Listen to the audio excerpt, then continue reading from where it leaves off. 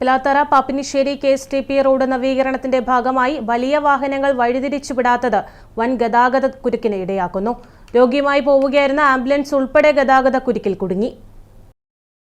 കല്ലേശ്ശേരി അഴീക്കോട് മണ്ഡലങ്ങളിലൂടെ കടന്നുപോകുന്ന പ്രധാന റോഡായ പിലാത്തറ പാപ്പിനിശ്ശേരി KSTP റോഡിന്റെ നവീകരണ പ്രവൃത്തികൾ ആരംഭിച്ചിരിക്കുകയാണ്. 18 കോടി രൂപ ചെലവിലാണ് ഉപരിതല ടാറിംഗ് പ്രവൃത്തികൾ നടത്തുന്നത്.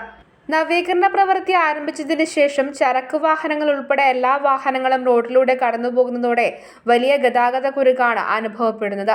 BC ഓവറിലെ പ്രവൃത്തികൾ നടക്കുന്നതിനാൽ 12 മുതൽ 17 വരെ വാഹനങ്ങൾ വഴിതിരിച്ചുവിടുമെന്ന് അധികൃതർ അറിയിച്ചിരുന്നെങ്കിലും നിലവിൽ യാതൊരു ഗതാഗത നിയന്ത്രണവും നടപ്പാക്കിയിട്ടില്ല. വാഹനങ്ങൾ വഴിതിരിച്ചുവിടുന്നതിനുള്ള സംവിധാനവും ഒരുക്കിയിട്ടില്ല. എരിപുരം മുതൽ ഗതാഗത കുരുക്ക് രൂക്ഷമാണ്. രോഗിയുമായി പോവുകയായിരുന്ന ആംബുലൻസ് ഉൾപ്പെടെ നിരവധി വാഹനങ്ങൾ ബ്ലോക്കിൽപ്പെട്ടു. ഇപ്പം ടാറിംഗ് നടക്കുന്നതുകൊണ്ട് ഇവിടെ ഫുൾ വലിയ വാഹനങ്ങൾ തിരിച്ചുവിടാത്തതുകൊണ്ട് ഇവിടെ ഫുള്ളായിട്ട് ബ്ലോക്കാണ്. എരിപുരം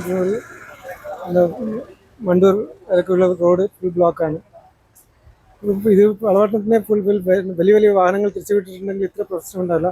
ആംബുലൻസ് അടക്കം ഇവിടെ കുടുങ്ങിയിട്ടുള്ളത്. ചെറിയ വാഹനങ്ങൾ മാത്രം വിട്ടിട്ട് വലിയ വാഹനങ്ങൾ നാഷണൽ ഹൈവേ വഴി തിരിച്ചുവിട്ടാൽ ഈ കുരുക്ക് നിയന്ത്രിക്കാനാവുന്നതാണ്. പിലാത്തറ മുതൽ പാപ്പിനിശ്ശേരി വരെ 21 കിലോമീറ്റർ ദൂരത്തിൽ 10 മീറ്റർ വീതിയിലാണ് മെക്കാഡം ടാറിംഗ് നടത്തി റോഡ് നവീകരിക്കുന്നത്.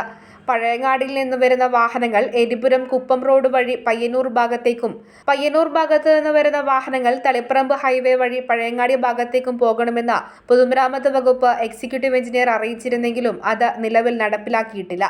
ഗതാഗത കുരുക്കിൽപ്പെട്ട യാത്രക്കാർ വലയുന്ന സാഹചര്യത്തിൽ അധികൃതർ എത്രയും വേഗം അടിയന്തര നടപടി സ്വീകരിക്കണമെന്ന ആവശ്യമാണ് ശക്തമായിരിക്കുന്നത്. News bureau, Pazhayangadi.